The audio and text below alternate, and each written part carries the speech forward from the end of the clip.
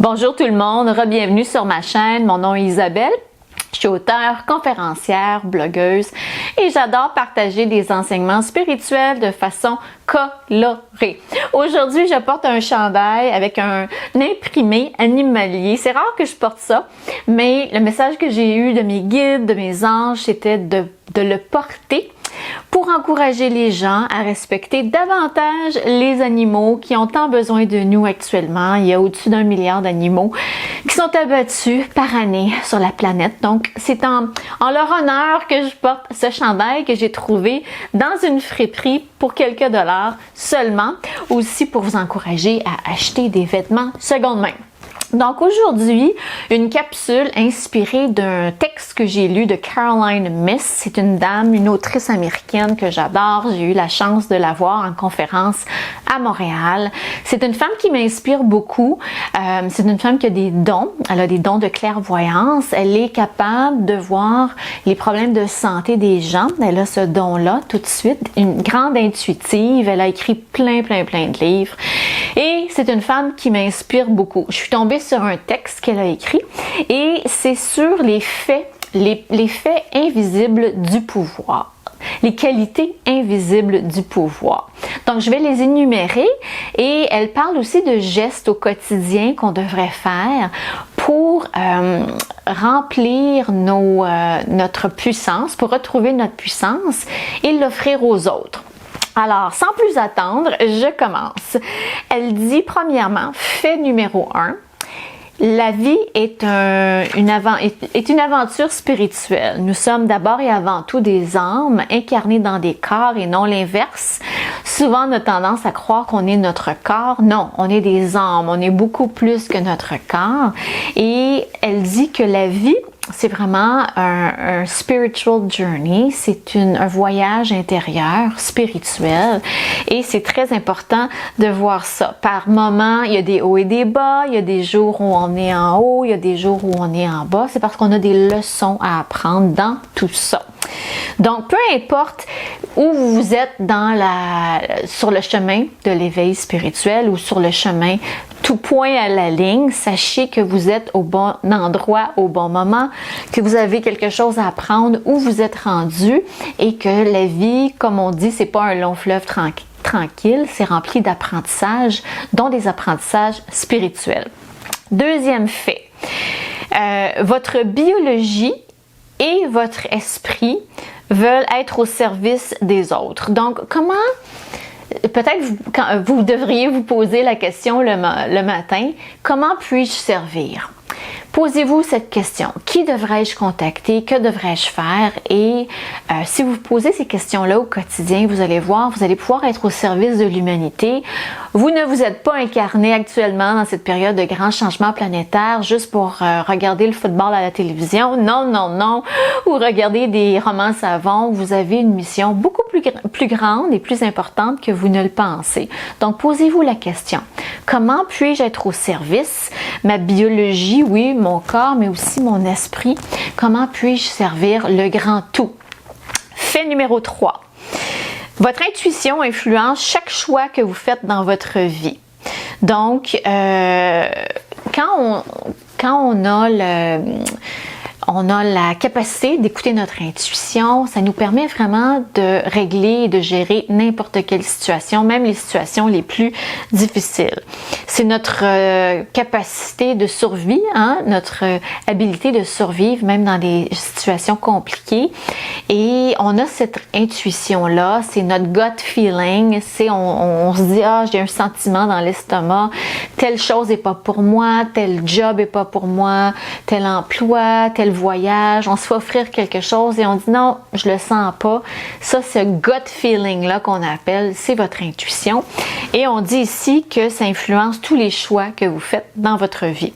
Ensuite, votre intuition et votre générosité sont en période d'évolution quand votre pouvoir personnel évolue. Donc, plus on est connecté à notre âme, plus on est capable de poser des gestes de générosité et ça va évoluer avec le temps. Donc, soyez patient, patiente avec vous-même, mais sachez que on a tous en nous un don, une capacité de donner.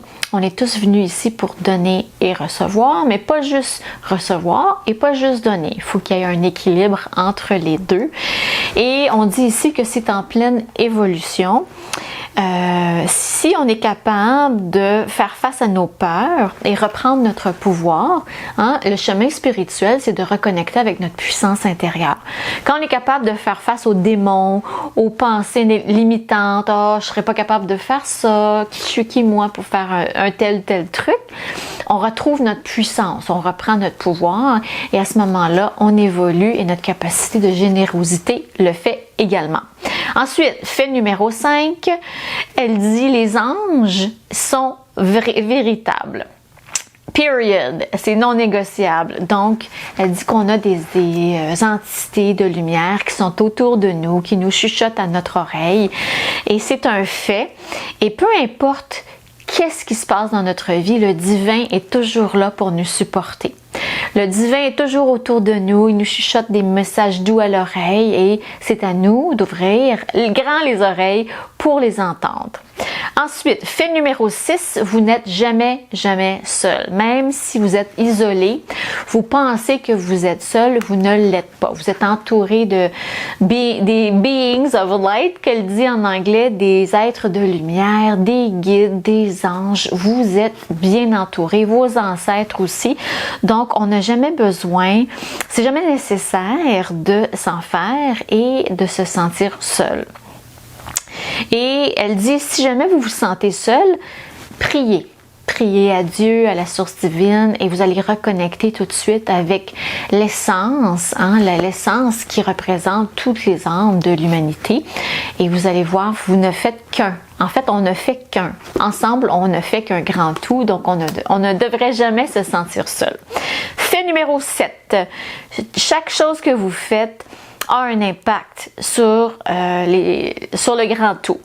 Everything you do matters. Tout ce que vous faites, ce que vous dites, ce que vous pensez a un impact.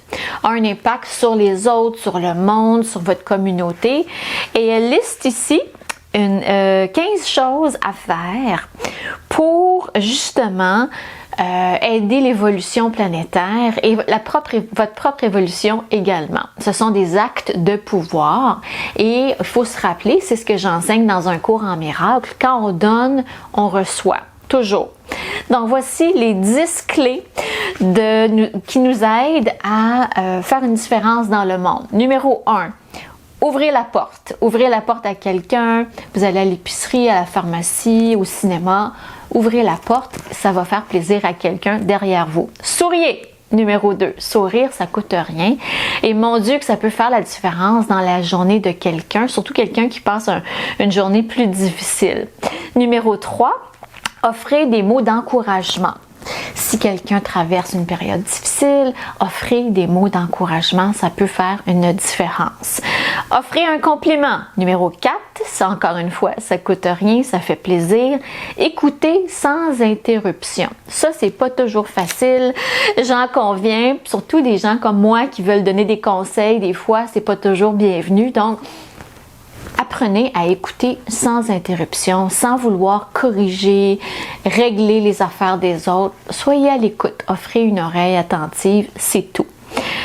Ensuite, posez un geste ou téléphonez quelqu'un quand votre intuition vous dit de le faire. Si vous recevez le message intuitif de téléphoner quelqu'un, ils sont peut-être dans le besoin, ils ont besoin de vous, prenez le téléphone et téléphonez. Offrez une prière à une personne qui est sans abri. Offrez une prière pour une personne qui est sans abri. Priez. Priez point à la ligne, qu'on dit numéro 8. Numéro 9. Pardonnez-vous et pardonnez les autres. Tellement puissant celle-là. Pardonnez les autres et pardonnez-vous. Préparez un repas, pour un ami. Préparez un repas pour quelqu'un qui en a besoin.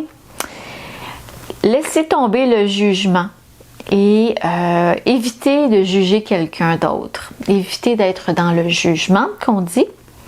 Numéro 12, rappelez-vous que la vie est remplie de miracles et ayez la confiance et la foi que votre situation, elle est déjà réglée. Ayez la foi et la confiance que votre situation est déjà réglée. Je l'adore celle-là. Les miracles sont vrais, les miracles existent, ils sont là. Il faut tout simplement enlever le voile qui nous empêche de les voir. Ensuite, rappelez-vous qu'il n'y a pas d'acte de service qui est trop petit ou insignifiant. Peu importe le geste qu'on pose, il n'y a pas de geste trop petit. Gardez votre puissance et votre attention dans le moment présent. Quand on s'en fait trop pour ce qui s'en vient ou ce qui s'est passé dans le passé, on perd notre puissance, notre pouvoir et on n'est pas dans l'instant présent, on n'est plus là. On n'est pas ici. Donc, ramenez votre attention dans l'instant présent et ça va vous permettre de connecter avec votre pouvoir. Et le dernier, numéro 15, commencez et terminez chaque jour avec de l'appréciation soit en offrant de l'appréciation pour un acte que vous avez reçu de quelqu'un d'autre, un sourire, un compliment ou d'un acte, un geste que vous avez posé envers une autre personne. Donc, j'adore cette liste-là, présentée par Caroline Myss. Et c'est vrai que c'est très puissant, ces choses-là. Ça coûte pas grand-chose et ça peut faire la différence dans la vie de quelqu'un. Et non seulement ça, mais ce que l'on donne, on reçoit. Donc, c'est un cercle. La loi de la circulation, la loi de l'attraction, tout ce qu'on donne, ça nous revient toujours, toujours, toujours. Alors, je voulais partager cette liste-là, cette liste qui nous garde dans la conscience de notre puissance, dans la conscience du présent et du pouvoir, notre pouvoir personnel. J'espère que ça vous a plu. Merci infiniment de m'écouter. Merci infiniment de vous abonner à ma chaîne et je vous dis à bientôt pour une prochaine vidéo.